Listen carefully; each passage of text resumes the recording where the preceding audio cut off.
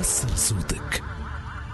السيدة سفيرة بريطانيا في تونس لويس دي سوزا، مرحبا بك على إذاعة Mosaic FM. Bienvenue sur Radio Mosaic et merci d'avoir accepté notre interview. Merci beaucoup.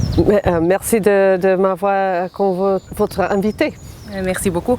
Commençons par la coopération entre la Grande-Bretagne et la Tunisie et les rencontres de Monsieur le maire de Londres aujourd'hui avec notre chef de gouvernement et le président Monsieur Béji Caïd Essebsi.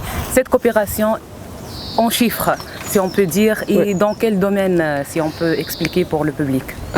Premièrement, je dois expliquer que le Lord Mayor va rencontrer le chef du gouvernement, mais pas le chef de la République. Il va rencontrer le Premier ministre et le Premier ministre va témoigner la signature d'un protocole d'entente entre le gouvernement britannique, l'ambassade britannique et le ministère des Finances et la Banque centrale de la Tunisie. Et cet accord va fournir un cadre pour toute la coopération que nous développons dans le secteur financier. Donc c'est un programme de développement d'accès aux finances pour les PME, pour la formation et le développement des capacités financières de l'industrie financière tunisienne et d'accès à nouveaux moyens de financement et de l'innovation que la Grande-Bretagne et notamment la cité de Londres peut offrir ici en Tunisie. Si en parlant des chiffres, cet accord, c'est à combien, le financement, c'est à combien d'argent, ce sont des dons ou de crédits, si on peut expliquer exactement? Oui, donc je parle d'un programme de coopération qui est de dons, mais notre approche est de chercher les niches, les spécialités où la Grande-Bretagne peut vraiment ajouter la valeur. À l'assistance, à la coopération que la Tunisie reçoit d'autres partenaires aussi. Donc nous travaillons en étroite collaboration avec les banques internationales, par exemple, la Banque africaine de développement, la Banque mondiale. Et nous avons un programme pour cette année va toucher à 10 millions de livres sterling, soit 30 millions de dinars. Et ce programme comprend le secteur financier, la réforme du secteur financier dont j'ai parlé, et aussi d'autres réformes économiques pour promouvoir l'entrepreneuriat, pour promouvoir l'éducation, notamment l'enseignement de la langue anglaise. Et aussi pour continuer notre collaboration dans le secteur, dans le domaine sécuritaire et dans le domaine de bonne gouvernance, la lutte contre la corruption, les droits de l'homme. Donc c'est un programme qui est compréhensif, que reprend aux priorités identifiées par nos partenaires tunisiens, parce que pour nous, l'approche, c'est tout à fait important d'avoir une réponse adéquate aux besoins identifiés par les Tunisiens. Ce n'est pas un programme dessiné par les Britanniques. Nous cherchons à vraiment être un partenaire fier et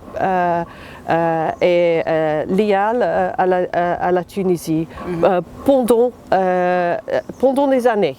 C'est une relation de longue durée que, comme le Lord Mayor a déjà observé. Et nous sommes un partenaire pour l'avenir pour la Tunisie. Et concernant le domaine de l'énergie, c'est-à-dire l'investissement dans le domaine de l'énergie, est-ce que vous êtes intéressé par ce domaine et aussi la coopération au niveau de domaine sécuritaire? Et vous savez bien que le problème du terrorisme, c'est un problème mondial qui concerne la Tunisie, d'autres pays aussi. Dernièrement, la Grande-Bretagne, on a vu dernièrement les attaques et tout cela. Est-ce qu'il y a une coopération dans ce domaine, ces deux domaines, si on peut dire? Dans le domaine d'énergie, c'est un peu différent. La coopération pour moderniser et pour diversifier le secteur financier en Tunisie peut appuyer tous les secteurs de l'économie, y compris le secteur d'énergie. Mais il y a aussi des importants investissements commerciaux de la partie britannique. Nous avons des compagnies qui sont présentes en Tunisie pendant longtemps. Et elles continuent à travailler ici, à développer leurs investissements en Tunisie. Et nous avons d'autres compagnies intéressées à entrer dans ce marché. Comme par exemple, si on peut donner quelques noms. Il y a par exemple la compagnie Clark Energy qui a commencé il y a quelques années, mais qui est en pleine expansion, en pleine croissance de leur investissement ici. Et dans la délégation de Lord Mayor, il y a une autre compagnie pétrolière, Britannia Energy, qui est ici, exactement pour explorer les opportunités dans le secteur. Donc c'est pour le secteur énergétique, c'est plus une approche commerciale. Vous avez aussi parlé du secteur sécuritaire. Nous avons développé un important programme de coopération depuis 2015 où il y avait les tragédies à Bardo et à Sousse. Et cette coopération est importante pour nous. Nous avons développé des relations très constructif avec les agents sécuritaires, les responsables dans le ministère de l'Intérieur et le ministère de la Défense. Et ça continue comme partie de notre programme global dont j'ai parlé. Pour nous, c'est important de vraiment démontrer notre compromis avec la Tunisie, parce que comme vous avez tout à fait bien remarqué, la lutte contre le terrorisme, c'est une lutte pour nous tous. Et nous affrontons ensemble ces menaces et nous continuons à travailler dans cette manière avec nos partenaires tunisiens. Est-ce que vous avez des chiffres concernant la coopération dans le domaine de sécurité et tout cela? Donc ça fait partie du programme que pour l'année prochaine, comme j'ai dit, va toucher à 10 millions de livres sterling, soit 30 millions de dinars. Et c'est une partie stable de notre... C'est-à-dire, excuse-moi... les 30 millions de dinars, c'est tous les domaines. Tous les domaines, oui. Mais ce que je dois observer, c'est que le programme de coopération dans le domaine sécuritaire était bien établi. C'est maintenant nous mettons l'accent sur le développement de notre programme de coopération dans le domaine économique. Pourquoi? Parce que le gouvernement tunisien a mis l'accent sur la croissance économique, sur la création d'emplois, sur le développement d'entrepreneuriat et la diversification de l'économie tunisienne. Et pour nous, pour l'avenir, c'est le domaine où il y a beaucoup de potentiel pour développer notre coopération et pour trouver des solutions gagnant-gagnant, parce que nous, les deux gouvernements, croyons que notre coopération peut aussi développer des opportunités commerciales pour les échanges commerciaux, pour les investissements entre nos deux pays. Vous avez rencontré dernièrement M. Mohamed Nasser. Vous avez parlé du côté sécuritaire et le tourisme et tout cela, et les dernières alertes de... Je suis très honorée à avoir été reçue par le président de l'Assemblée du peuple.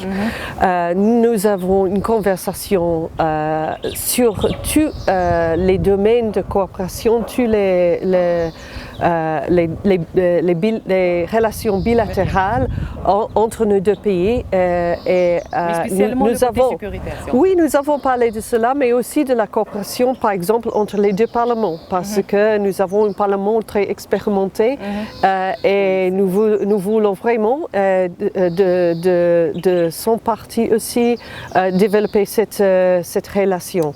Dans le domaine sécurité, il a demandé sur les mesures supplémentaires sur l'aviation de la sécurité, exactement.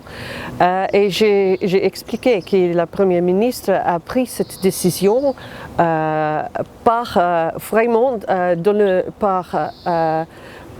pour raisons sécuritaires. C'était une décision bien pensée. Nous sommes très conscients que les mesures sécuritaires pour les voyageurs aériens peuvent être difficiles, que peut causer des perturbations. Donc, nous toujours prenons ces décisions après avoir bien pensé des options. Et nous sommes très contents et nous remercions beaucoup Tunisiens et les autorités de l'aéroport de Tunis-Carthage pour la coopération, pour la manière, pour la coordination et la manière dans laquelle ils ont mis en œuvre ces nouvelles mesures pour minimiser des perturbations aux voyageurs, mais aussi pour vraiment augmenter, renforcer leur sécurité. Et je suis certain que les autorités tunisiennes trouvent la question sécurité assez importante que mon gouvernement. Et c'est pour cette raison que nous travaillons si positivement, si constructivement avec le gouvernement tunisien dans le domaine sécuritaire.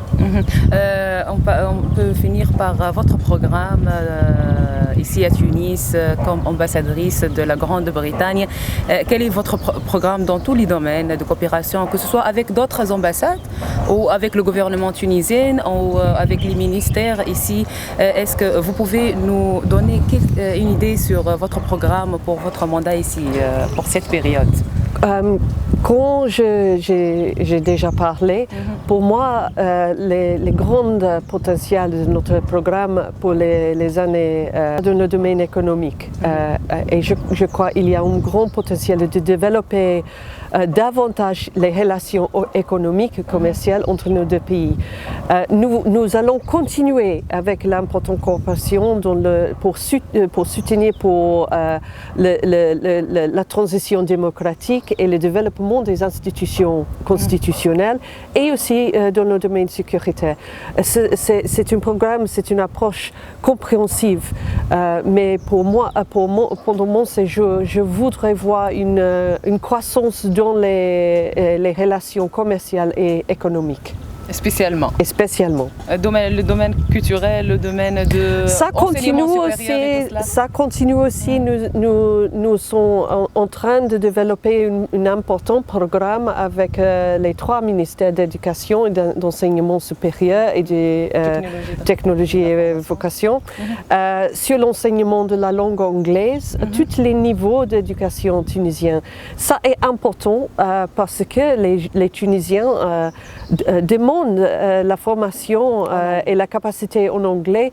Pourquoi? Pour entrer dans le monde de commerce, le monde de travail, parce qu'il y a une vision de développement de cette économie numérique, par exemple, une économie innovatrice. Et la langue anglaise, c'est très importante. C'est très important pour le développement de ces opportunités. C'est dans le programme dont j'ai parlé, de 30 millions de dinars. Et quand nous lançons ce programme, je serai très heureuse à donner les chiffres spécifiques.